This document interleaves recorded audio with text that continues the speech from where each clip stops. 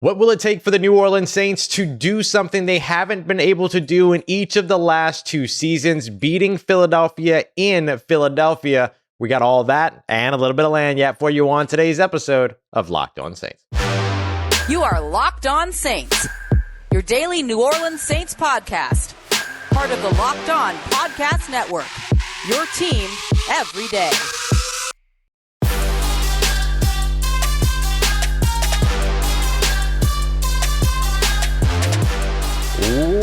What is good, Who Dat Nation and Who Dat family? Welcome into another episode of Locked On Saints, your daily podcast covering your favorite team, the New Orleans Saints. Part of Locked On Podcast Network, your team every day. Thanks so much as always, making Locked On Saints your first listen of the day every day. Don't forget we're free and available on all podcast apps and on YouTube as well. And I'm your host, Ross Jackson, at Ross Jackson Nola on Twitter, your New Orleans Saints expert, credentialed member of the media, CrescentCitySports.com, USA Today's Saints Wire, Tuesdays on Locked On NFL, and here with you every single Monday through Friday, and then some on Locked On Saints. Our first episode here on this Friday, breaking down what the New Orleans Saints have to do in order to get something done they haven't been able to get done for the past 2 years, beating the Philadelphia Eagles in Philadelphia. Now, a specific thorn in their side in both of those competitions has been Jalen Hurts. Jalen Hurts not officially named, back or returning for this game just yet, but we did see that he returned to practice on Thursday. You would expect that he would practice again on Friday, and just by all stretches of the imagination, you have to imagine that Jalen Hurts is going to play against the New Orleans Saints because the New Orleans Saints are the miracle cure. We've seen this over and over again. So in order to beat the Philadelphia Eagles, they're going to have to do it very likely with Jalen Hurts under center. And there's only one way to get that done, and it's by getting pressure on him. The tricky part of all of that is you have to get pressure on him in the pocket. Jalen Hurts, one of the best in the NFL right now, the front runner for MVP, one of the best in the NFL when it comes to creating with the ball in his hands, improving, working out a structure, however it is that you like to highlight it or talk about it. He's phenomenal as a runner from the quarterback position. One of the best, if not the best in the NFL right now. And part of what makes him so challenging and what has been such a big challenge for the New Orleans Saints in past seasons is their inability to contain him. They've done some things isolating Cam Jordan on the outside, making him choose whether or not he is effectively putting him in a 2-on-1 situation, creating a conflict for him or creating a conflict for Marcus Davenport on the edge, whoever's on the edge effectively. They're looking to individually single out that player and make them make the decision, right? Are you taking the, at the mesh point, at the zone read, are you taking the quarterback or are you taking the running back? And that quarterback just makes a read off of that one player and then either gives or takes. And so far, that has been something that has caused a lot of issues for the New Orleans Saints and every team around the NFL. Jalen Hurts has been absolutely phenomenal so far this season. So if he is back and if he does have another good game against the Saints, they're not in bad company. Everyone struggles to contain Jalen Hurts. So what's the secret? The secret is going to be having more than one player available for those zone reads so that instead of it being an either or for one player, it's one player's responsibility is this, the other player's responsibility is this 100% of the time. So that's where second level players like Demario Davis, Pete Werner, Caden Ellis, that they all come into play because that ends up being able to allow you to say, okay, under every circumstance, you as the edge defender, your role is to take the quarterback. If you take the quarterback, then the linebackers are the ones that end up having to pick up the pace or clean things up on the back end when it comes to the running back. If you're able to get that done, that puts you in a situation where then you're forcing the Philadelphia Eagles to then say, okay, that part of the game isn't working, and then they go to Jalen Hurts as a passer. If you can get them to do that, then you can start to pin your ears back and get after them. So then the tricky part for the Saints is when you get to the quarterback, you have to be able to bring him down. This isn't a situation where you're going to be able to live with the missed sacks and things like that, like we've seen against Desmond Ridder. We saw it bite the Saints in the tuchus really easily against Joe Burrow. So those types of situations are ones that you're not going to be able to allow against Jalen Hurts. But if you can get them to kind of focus, the Eagles to focus on him as a pocket passer, it puts you in a situation where then you're able to take advantage of getting pressure on him. The reason why I say that is because his completion percentage drops from 73.9 as a passer when kept clean to 45.5 when he's pressured. He's thrown an interception there. He's actually thrown 4 of his 5 interceptions without any pressure, and 3 of those interceptions are deep downfield. So if you can get him to rush into a decision, that might be something you can begin to take advantage of. Passer rating drops from 114.3 all the way down to 72.6 when under pressure as well. And that doesn't change if Gardner Minshew is the guy that ends up being the quarterback for Philadelphia. Then you just have somebody that is more prone to mistakes, somebody that you can get a little bit more pressure on, because while he's no slouch and he can improv and work out a structure, he's not Jalen Hurts. He's going to want to be a pocket passer. So same thing. You can pin your ears back and come after that quarterback. We see the New Orleans Saints right now, bottom of the NFL when it comes to pass rush win rate at just around 29%, according to ESPN. But they've got 40 sacks on the season. Yeah, they've already crossed the 40 sack threshold again. Ryan Nielsen, pat on the back for him. And so they're getting to the quarterbacks. And what that means is that the pressure percentages are down, but when they do get pressure, they get to the quarterbacks. And oftentimes the way that works out is when you play as many mobile quarterbacks as the Saints have played all throughout this season, Lamar Jackson, Marcus Mariota, Desmond Ridder, Joe Burrow to an extent, so on and so forth, you have these other guys, or you have these games where you're playing the mush rush and you're not getting pressure on a ton of downs. You're not racking up a big time pressure percentage.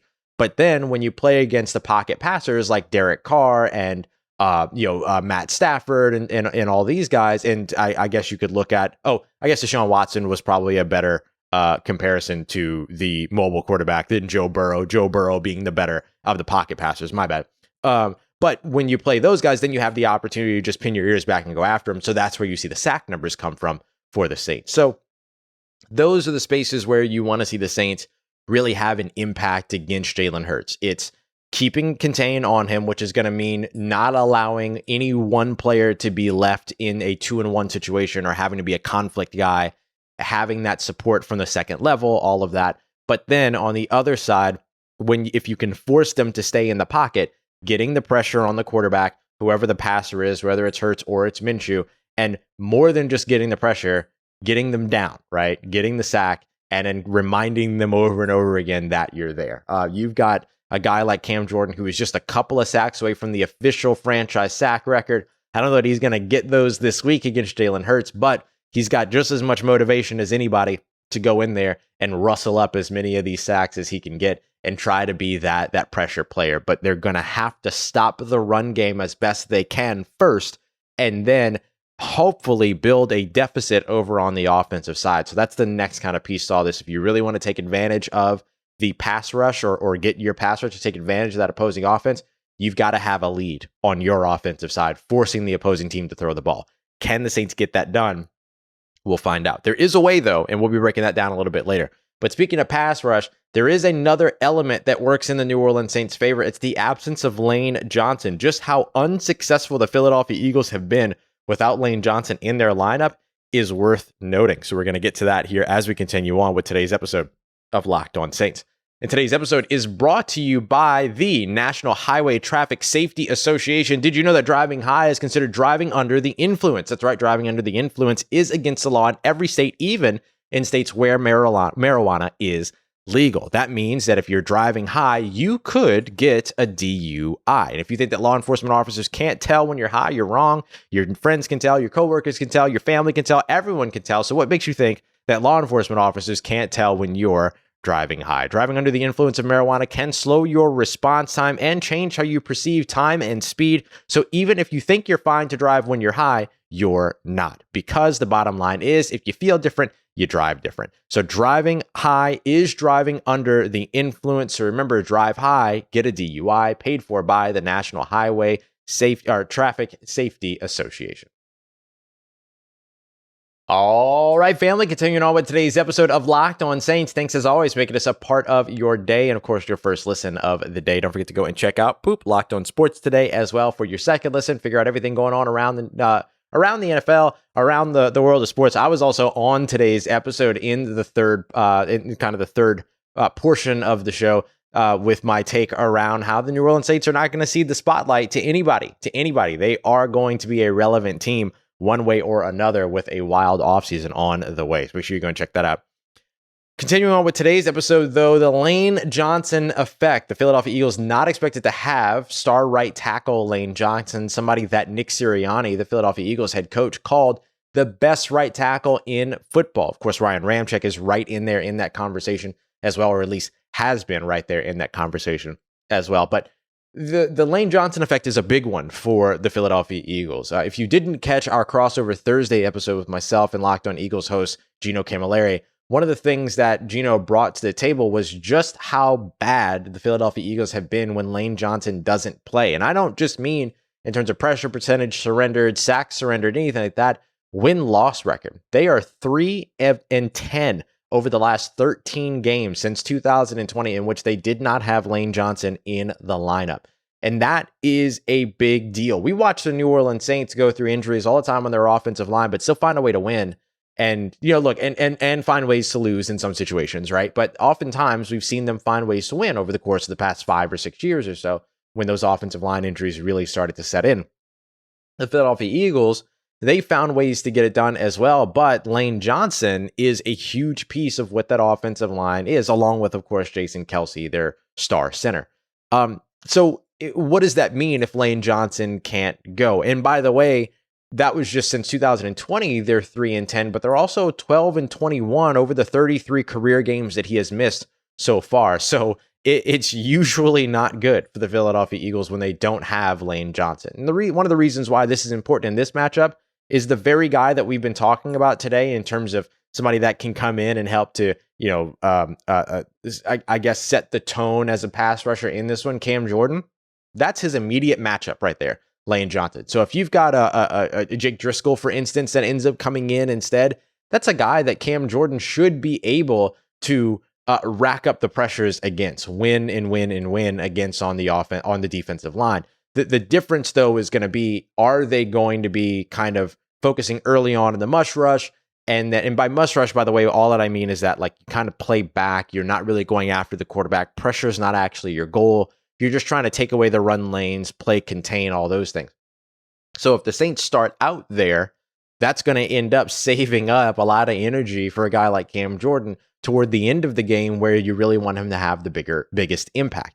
And so if you can get him on a favorable matchup where he can wear a guy down for quarters 1 and 2, and let's say the beginning of 3, and then really start to impact the game at the end of the third quarter and into the fourth if the deficit is close enough, or even if the Saints just have a lead at that point, that absence of Lane Johnson is going to end up ringing loudly for the Philadelphia Eagles offensive line, especially if Cam Jordan can get rolling. And don't forget, right, the Saints, they rotate edge rushers all the time. So you've got Cam Jordan, you've got Marcus Davenport, you've got Carl Granderson, you've got Tanoh Kpassagnon. We'll see. Payton Turner has been inactive. I believe he hasn't played since the November 20th game. So he's been inactive for a couple of games with injury. He's also been active over the course of the past 2 games as a healthy scratch. Is this a game that he ends up being called upon because of his athleticism to kind of help out with contain, even pursuit when it comes to catching up with Jalen Hurts from behind or whatever, you know what I mean? So do you end up then also having an extra defensive end so that you can continue to rotate? That's the other piece that it comes into. Yeah, you can take advantage of Payton Turner's ability and athleticism and all of those things, but also he gives you another player that you can rotate in to help keep some of the other guys fresh as well. So everyone benefits from having an extra edge rusher to rotate into that part of the system, to work into that rotation.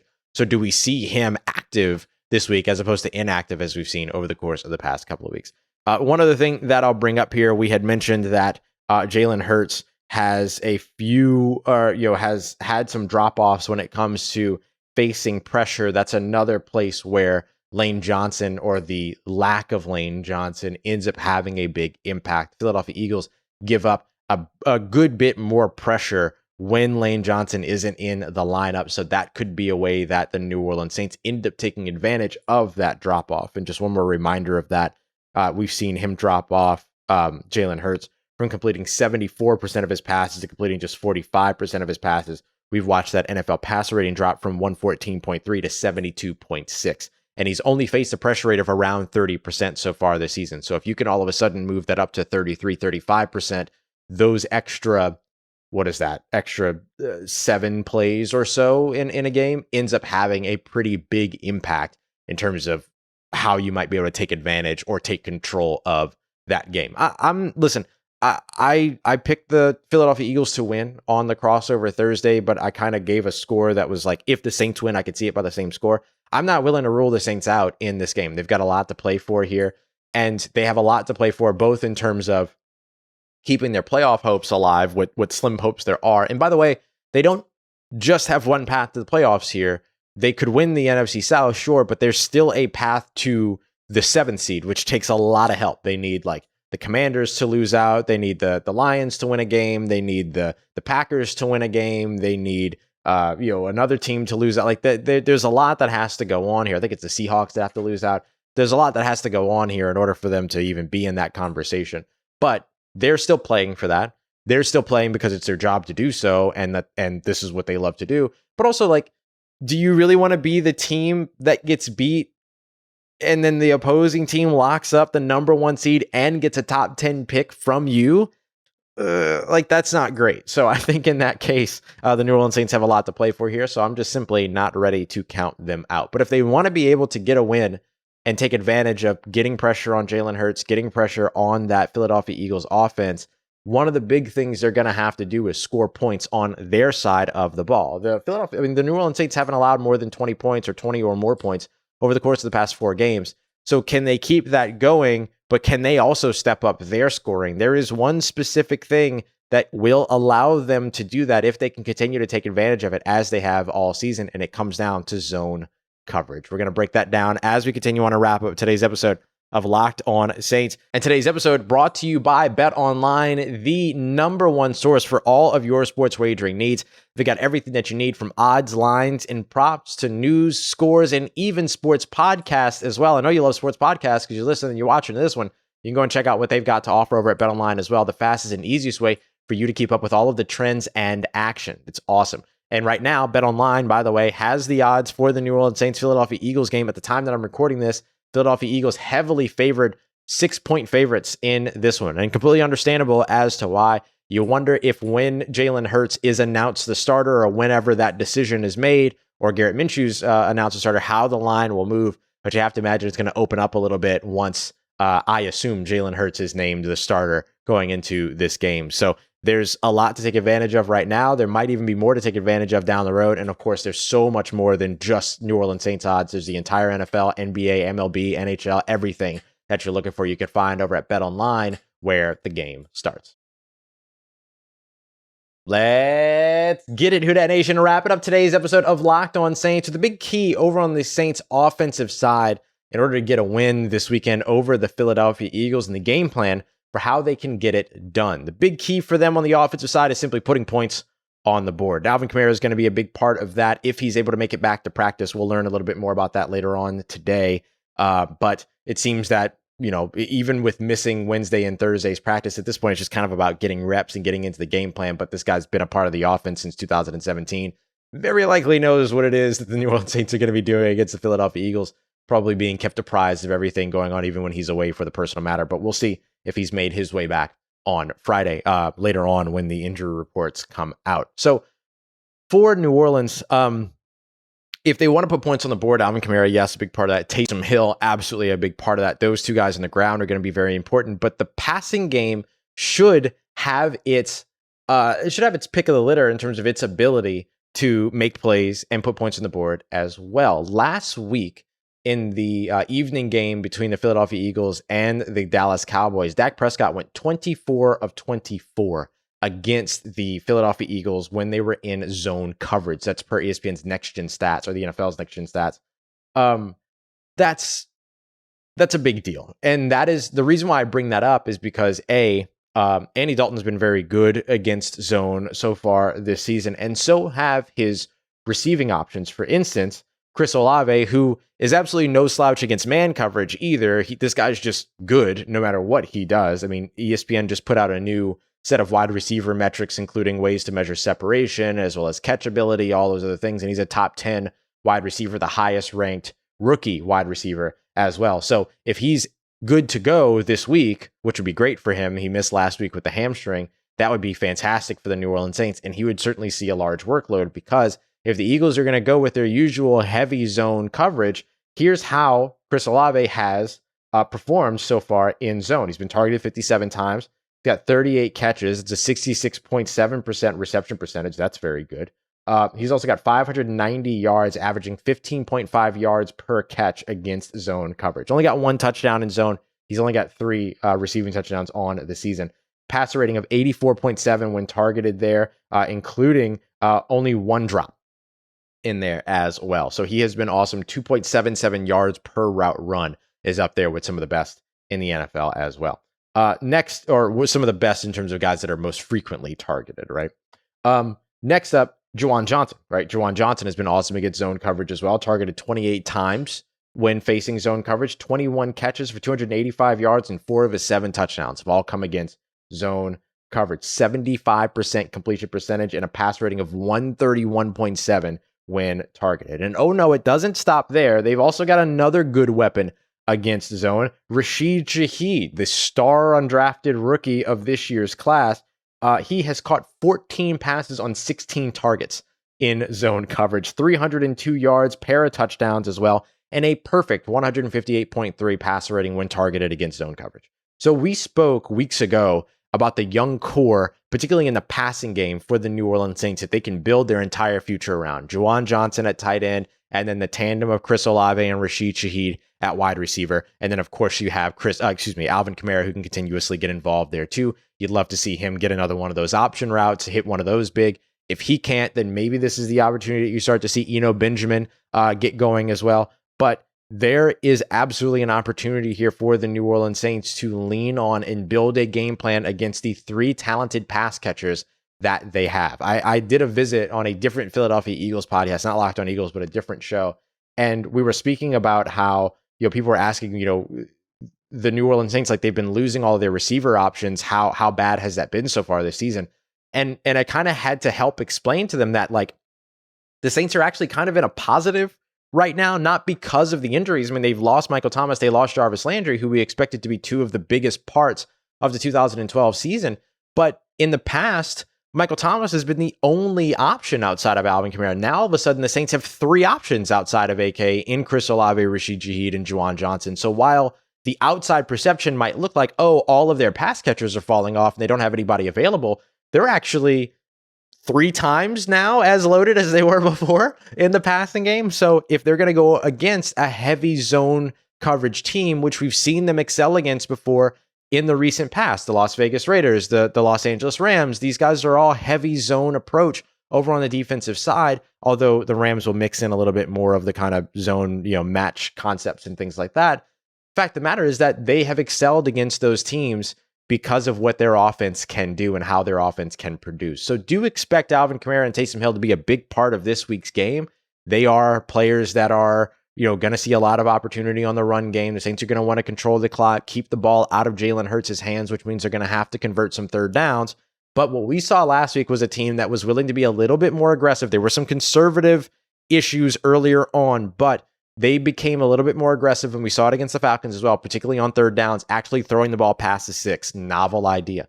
So if you're playing against these zone coverages, which are going to shift into man situationally, right, on those third downs, in the red zone, things like that, you'll see them shift to man. But we watch what happens when you get Juwan Johnson in man coverage in the red zone and you run that shallow cross with him. He's got the speed, he's got the yards after catch ability to be able to do something with that once you get the ball in his hands. So even in those scenarios, the Saints have the talent that they need to be able to put points on the board. The issue is going to be play calling, right? The concerns are going to be play calling. The concerns are going to be situational awareness and situational gameplay. And then, of course, what version of quarterback play are you getting this week? So far over the course of the past few games, Andy Dalton's been great. He's been good, right? He's been very good. Can he keep that going, and can he take advantage of a defense that's going to give a lot of space and a lot of cushion to the pass catchers that are out there? It's a good situation for the New Orleans Saints, but they're going to have to take advantage of it, in particular in the red zone, which is where they have been coming up empty or struggling throughout this entire season, as well as, of course, on third down as well. So can they fix those things and put points on the board so that they can get back to where we started this episode, which is looking at how the Saints can work to get the run game out of the Philadelphia Eagles kind of wheelhouse there and force them to pass the ball. In which case, if you can get some pressure on Jalen Hurts or whoever the passer is, Jalen Hurts or Gardner Minshew, then you might be able to get, you might be able to help actually win this game and turn the tide. It's hard to beat a team twice in a row, even harder to beat them 3 times in a row, but it's not impossible. So for the New Orleans Saints, they've got to go out there and keep that from happening. All right, y'all, coming up later today in our second episode of Friday and our final episode of the week before, of course, the live postcast after the Saints and Eagles game, we'll take a look at kind of the mock off season, how the New Orleans Saints could reload their offense and defense without a first round pick this offseason. We'll go through a quick mock draft with the selections that they have as of today, starting in the second round. And we'll discuss some of the needs that they will need in terms of like must keeps on the team that might be on their way out as outgoing free agents, and also where they might be able to bring in new talent as well. So we'll get to all of that in an episode later on today as we continue on with our 2-a-days. Appreciate you as always making Locked On Saints your first listen of the day every day. Don't forget to go and check out Locked On Sports Today as well. Go beyond the scoreboard and behind the scenes with Locked On Sports Today wherever you get your podcasts and on YouTube as well. Appreciate you making me part of your day, part of your routine, for saying yes to me and the show. As always, if you see me, say hi. And if you need anything else around your New Orleans Saints in between these episodes, make sure you follow me on Twitter at Ross Jackson, NOLA. Hit me up. Let me know how the family's doing. Let me know how you're living. Let me know how you're momming them. And trust you, that nation. I'll holla at you.